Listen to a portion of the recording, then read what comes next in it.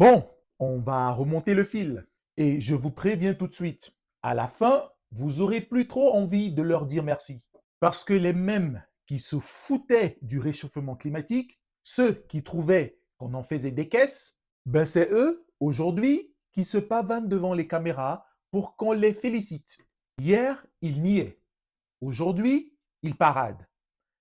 Et au milieu, il y a des morts. Allez, regardez ça. Le gouvernement en fait beaucoup trop. On a une communication hystérique qui vise à faire peur aux Français, qui à mon avis va dans le mauvais sens. Moi, je préférais que le gouvernement s'intéresse à d'autres sujets qui sont beaucoup plus importants, comme le réchauffement islamiste à la piscine de Grenoble avec cette Julien invasion Audoul, de autre Burkini. question, je voudrais avancer votre... Le pays crame. Et lui, son sujet, c'est que le gouvernement en fait trop. Une communication hystérique, il dit. Retenez bien ça, hein?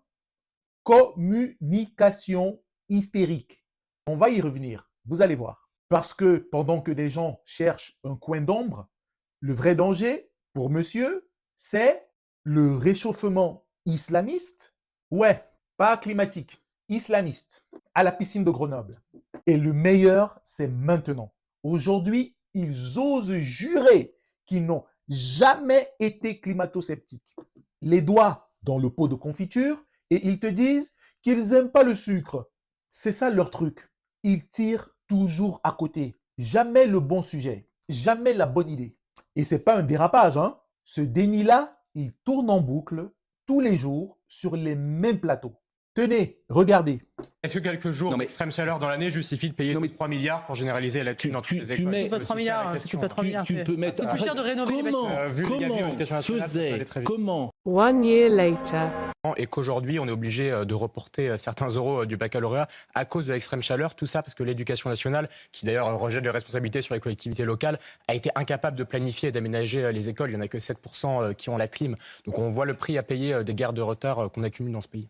Il y a un an, 3 milliards pour climatiser les écoles, mais puis quoi encore? Un an plus tard, même fauteuil, mais c'est un scandale. Il n'y a pas de clim dans les classes. Ils brassent tellement le vent qu'on pourrait climatiser tout le pays rien qu'avec leur plateau. Climato-sceptique hier, fan de la clim aujourd'hui. Et jamais, jamais, je me suis planté. Non, moi, j'ai toujours dit ça.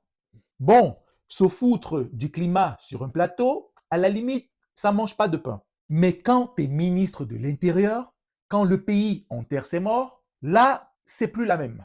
Et devinez quoi? Ceux qui rigolaient hier, c'est eux qui commandent aujourd'hui.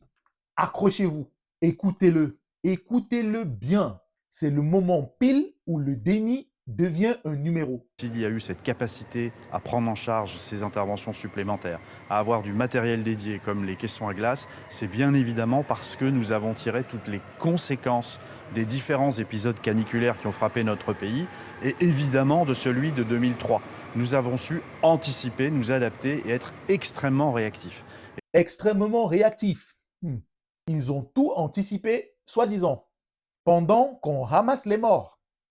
Parce qu'ils n'ont rien anticipé du tout. Franchement, ils se foutent de notre gueule. Une canicule qui tue et toi, tu montes sur l'estrade pour te lancer des fleurs.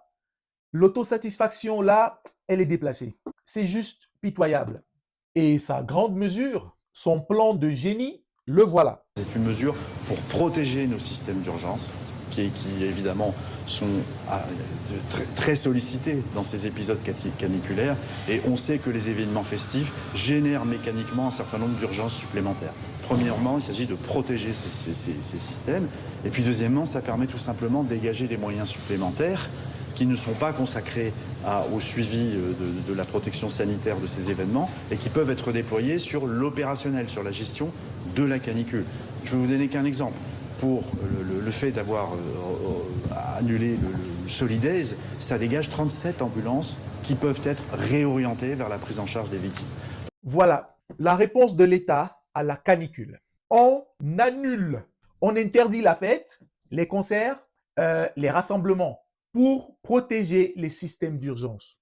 À défaut de les avoir anticipés. Ouais, c'est plus de la protection ça, c'est de la répression thermique. On punit les gens pour une crise qu'on n'a pas vu venir. Le pays crève de chaud et eux, ils ne trouvent pas mieux que de lui enlever le peu qui lui restait pour souffler. Le déni hier, le cirque aujourd'hui. Les interdictions pour seul programme. Et au milieu, des familles qui enterrent les leurs. Responsables, mais surtout pas coupables. Jamais coupables ces gens-là.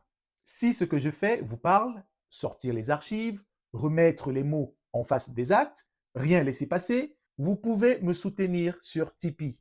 Un café, un repas, une table. C'est en description. Et on continue, parce que là, on va arrêter de rigoler. Il nous faut des clims dans les écoles, dans les hôpitaux, dans les EHPAD. Tout de suite.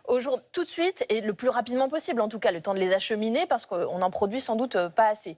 Parce que, voilà, c'est pas possible. Dans ma circonscription, il y a des enfants qui sont allés en cours, il y avait 40 degrés. Il y a des malaises d'enfants, d'enseignants. Enfin, on voit que ça n'est pas possible de gérer ça de cette manière-là. Climatisation. Voilà. Des gamins en classe, 40 degrés, des malaises, encore.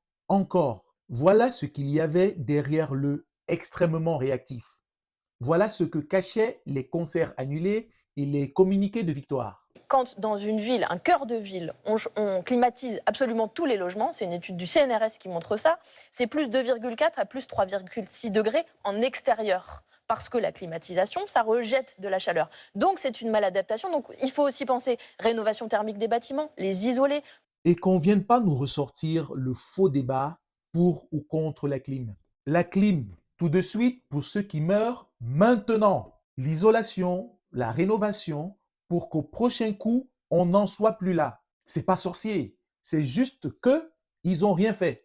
Droit de retrait climatique, je l'ai dit, pour les salariés. Pour les parents, là je vous dis l'urgence.